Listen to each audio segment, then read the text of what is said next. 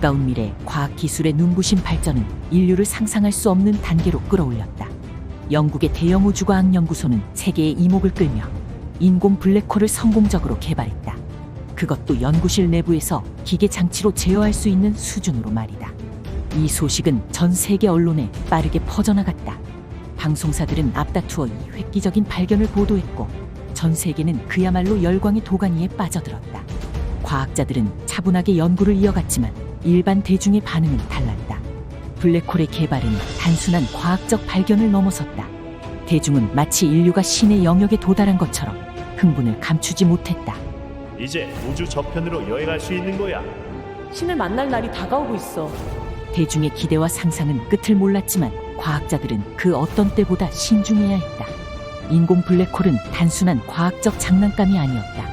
만약 작은 실수라도 발생한다면 그로 인한 결과는 지구만이 아닌 전 우주적 차원의 문제로 확산될 수 있었다.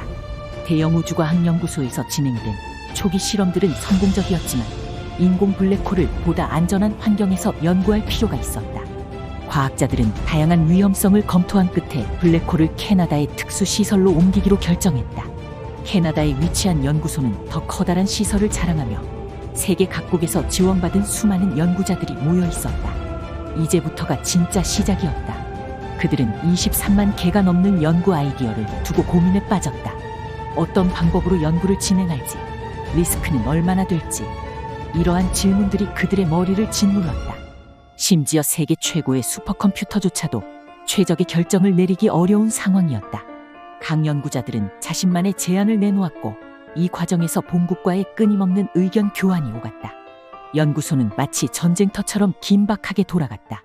그러던 중 예기치 못한 일이 벌어졌다. 한 연구원이 급하게 뛰어가다가 그만 미끄러져 넘어졌다. 문제는 그가 손에 들고 있던 볼펜이 우연히 블랙홀로 던져졌다는 점이었다.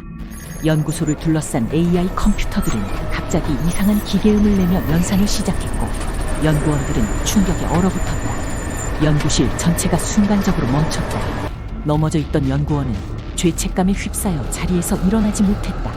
모든 연구는 일시 중단되었다. 그 작은 볼펜이 블랙홀에 들어가면서 무엇이 일어날지 누구도 알 수 없었다. 예상치 못한 결과가 초래될지 혹은 그저 사소한 실수로 끝날지 아무도 예측할 수 없었다. 그로부터 이틀 후 블랙홀로부터 무엇인가가 튀어나왔다. 블랙홀에서 나온 것은 작은 덩어리였다. 광석이라고 하기엔 모양이 이상했고 돌멩이라고 하기엔 너무나 독특했다. 연구소는 다시 한번 혼란에 빠졌다. 이 정체불명의 물질이 위험한 것은 아닌지, 그것이 왜 블랙홀에서 나온 것인지에 대한 답을 찾기 위해 연구원들은 잠도 자지 않고 분석에 몰두했다. 일주일간의 연구 끝에 그들은 결론에 도달했다. 그것은 지구에서는 존재하지 않는 물질로 이루어진 광석이었다. 하지만 다행히도 위험하지 않다는 결론이었다. 이로 인해 연구원들은 연구 방향을 조금 더 대담하게 바꾸기 시작했다. 지구에서 흔히 볼 수 있는 일상적인 물건들을 블랙홀 안에 넣어보기로 한 것이다. 볼펜, 빗, 베개 등 다양한 물건들이 차례차례 블랙홀에 투입되었다. 연구자들은 조심스럽게 단 하나의 규칙을 정했다. 절대로 두 가지 물체를 한꺼번에 넣어서는 안 된다. 한 번에 하나씩만 넣을 것. 이상하게도 매번 뭔가를 블랙홀에 넣으면 약 이틀 뒤에 정체를 알 수 없는 물질이 블랙홀에서 튀어나왔다. 이 물질들은 모두 지구상에 존재하지 않는 형태와 성분을 가지고 있었다. 연구원들은 흥분에 휩싸였고 곧 이 현상은 전 세계에 알려졌다. 전 세계 인류는 다시 한번 기대에 부풀어 올랐다. 이제 블랙홀을 통해 인류의 기원을 밝히고 신을 만날 수 있을 것이라는 희망이 커져만 갔다. 하지만 과학자들은 이 현상이 결코 안전하지 않다는 사실을 직감하고 있었다. 모든 것이 지나치게 빠르게 진행되고 있었다. 이곳은 지구로부터 수천만 광년 떨어진 곳에 위치한 외계 행성 B37-25. 이곳에는 커다란 건물로 보이는 곳 안에 우주 생명체 셋이 보인다. 그중 가장 작은 존재는 검은색 사각형 물체를 마치 장난감처럼 가지고 놀고 있었다. 그 작은 존재는 주변에 있는 물건들을 그 안에 닥치는 대로 집어넣고 있었다.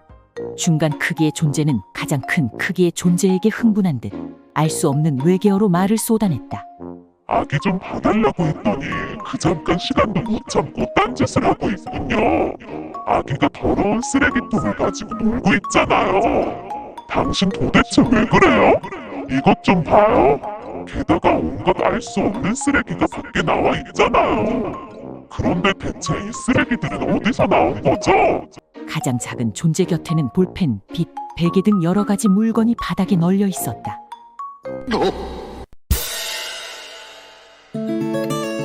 구독! 좋아요. 알림 설정